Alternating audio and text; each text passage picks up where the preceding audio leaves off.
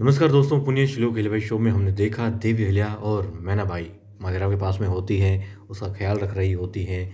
देवी अहिल्या बहुत अपने अब बेटे को ही समय दे रही है और मालेराव इस बात को लेकर के खुश भी है। वो कहता है कि आई सब ठीक कर देंगी। आई केसर कब आएगी? केसर के पास जाना है, केसर से को बुला दो। हाँ हाँ ठीक है, केसर जब आएगी तो उठा देना। हाँ ठीक है। अब बेचारी मैना रोती है। देवी अहिल्या उसे भी कहती है कि सब ठीक हो जाएगा, चिंता मत करो।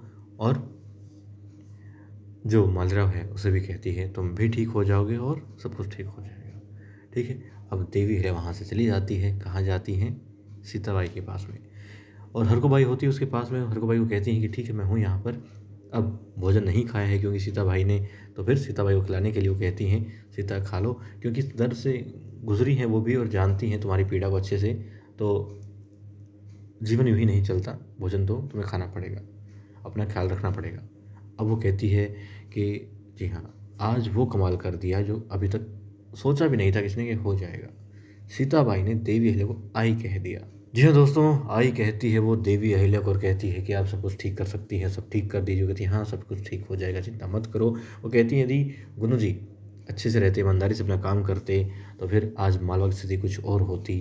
वो कहती तो फिर परिवार की स्थिति कुछ और होती, मगर वो नहीं माना। उसने अपना लालच और जो गलत नीयत थी नहीं छोड़ी। अब वो कहती है कोई बात नहीं, ठीक हो जाएगा सब कुछ। और वो कहती है कि हाँ आप आई हैं, आप सब कुछ ठीक कर सकती हैं। आई अहिल्या। देवी अहिल्या भोजन की थाल उस तरफ करती है, वो खाना प्रारंभ कर देती है। और देवी अहिल्या बहुत ज़्यादा भावुक हो जाती हैं जब सीताबाई देवी अहिल्या को आई अहिल्या कहती है।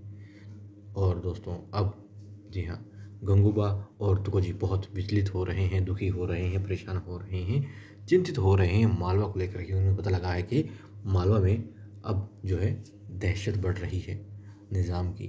निज़ाम ने अपना आक्रोश दिखाना आरंभ कर दिया है और वो इस बात के लिए बातें भी कर रहे हैं एक दूसरे के साथ में कि बताना पड़ेगा देवी अहिल्या को। लेकिन तुकोजी कहते हैं कैसे बताएंगे, वो तो पहले से बहुत परेशान है।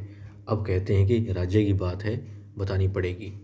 जो निजी दर्द है उसको दूर करके, उसको हटा करके खुद से दूर, जो सामाजिक दर्द है, पीड़ा है, उसके बारे में सोचना पड़ेगा और बात करनी ही पड़ेगी। ठीक है। बात होती है कि बता देते हैं देवी अहिल्या को क्या कुछ चल रहा है मालवा में, क्योंकि दिखाते हैं कि जो निज़ाम के आदमी हैं, जो सरदार हैं, जो आसपास होते हैं मालवा के, उन्होंने मालवा पर कब्जा करना प्रारंभ कर दिया है। गाँव वालों को पकड़ पकड़ के लाते हैं, उनका भोजन छीन लेते हैं। और गाँव वाले बेचारे गिड़गिड़ा रहे होते हैं, भोजन दे दो, हम भूखे हैं, हमारे बच्चे भूखे हैं। वो कहते हैं भोजन तब मिलेगा जब तुम अपनी रानी के पास जाकर कहोगे कि भाई निज़ाम से दोस्ती का हाथ जो उसने बढ़ाया है उसको मिला लो, दोस्ती का हाथ स्वीकार कर लो, दोस्ती कर लो, इसी में आपका फ़ायदा है और इसी में मालवा के लोगों का भी हित है। वो लोग कहते हैं मल्हार अब सुधर ही नहीं रहे हैं, मालेराव बीमार है, आखिर ऐसे में कैसे कमज़ोर अहिल्या तुम्हारा भरण पोषण कर पाएगी। तो इस बात को उसको अच्छे से समझा दो और हमसे वो हाथ मिला लेगी। अब वो लोग कहते हैं कि आप लोग हमें परेशान कर रहे हैं, हमारे घरों को लूट रहे हैं, मार रहे हैं, पीट रहे हैं। तो लोग और पीटते हैं उनको, कहते हैं हम तो ऐसा ही करेंगे यदि देवी अहिल्या हमसे हाथ नहीं मिलाएगी तो। ठीक है। अब भोजन इसी शर्त पे मिलेगा, लोग कह देते हैं। अब ना जाने कैसे ऐसा हो रहा है कि निज़ाम के आदमियों के सामने मालवा की जनता गिड़गिड़ा रही है, क्योंकि उन्हें तो जाना चाहिए था निज़ाम के आदमियों के बजाय देवी अहिल्या के पास ही, जो कि उनकी आई है। और हमेशा दरबार के जो दरवाजे हैं या मालवा के जो राजमहल के दरवाजे हैं जनता के लिए खुले रहते हैं। खैर जनता परेशान है बेचारी, कहीं भी जा सकती है। और अब देवी अहिल्या भी जा रही होती है तो रास्ते मिल जाती हैं तुकोजी और गंगूबा से। यशवंत भी होते हैं, वो लोग अवगत करवा देते हैं देवी अहिल्या को इस पूरी स्थिति के बारे में। और देवी अहिल्या कहती हैं कि जब मालवा में ऐसा कुछ हो रहा है तो हमें जल्द कदम उठाना होगा। अब तुकोजी कहते हैं कि लोगों को लग रहा है कि हाँ भाई देवी अहिल्या का बेटा जो है मालराव जो है राजकुमार, या यूँ कहें कि सूबेदार जो बन चुके हैं, बीमार हैं, तो उनकी खैर खबर लेने में लगी हुई हैं, दवा दारू में लगी हुई हैं, क्या वो राज्य को संभाल पाएंगी, ऐसी बातें आ रही हैं। अब देवी अहिल्या कहती हैं कि राज्य में जो स्थिति बनी है उसको हम दूर कर देंगे, सबको स्वस्थ और खुश पहले भी रखा और अब भी रखेंगे। और आई हूँ लेकिन पहले मालवा की रानी हूँ, मालवा की जो संतान है, जो प्रजा है, वो मेरी संतान है।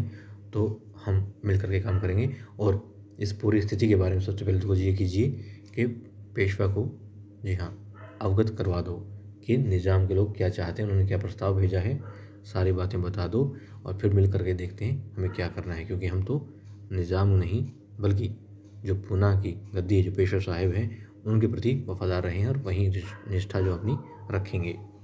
और फिर देवी को आवाज़ आती है जैसे मैना रो रही है। फिर मैना बाई आ जाती हैं देवी अहिल्या के पास में और वो दोनों मिलकर के जाती हैं मालेराव के लिए। तो मालेराव जा रहा होता है उस दासी के पीछे पीछे, केसर केसर केसर तुम कहाँ जा रही हो। और देखता है वो दासी उसके पति के पास में होती है और पति उसके चेहरे को छू देता है। तो बस मालेराव को गुस्सा आ जाता है और वो खूब मारता है, खूब पीटता है, बहुत बुरी हालत कर देता है उसके पति को। कहते तुम्हारी हिम्मत कैसे हुई मेरी केसर को हाथ लगाने की, उसे छूने की। अब देवी अहिल्या बड़ी मुश्किल से बाकी सैनिकों के साथ मिलकर के मालेराव को उसे पीटने से रोकती हैं, उस बेचारे आदमी को बचाती हैं और कहती हैं मालेराव को इसके कक्ष में ले जाओ। उसे उसके कक्ष में ले जाया जाता है और वो तो बस यही चिल्लाता रहता है कि मार डालो, ऐसे ये कर दूंगा वो कर दूंगा, इसने मेरी केसर को छुआ। और बेचारी कांप रही होती है। उस जो पिटा है उस सेवक की पत्नी जो कि थोड़ी देर पहले मालेराव के पास थी उसकी देखभाल के लिए। अब दोस्तों देवी अहिल्या और मैना और भी बेचारी चिंतित हो जाती हैं और रोने लग जाती हैं।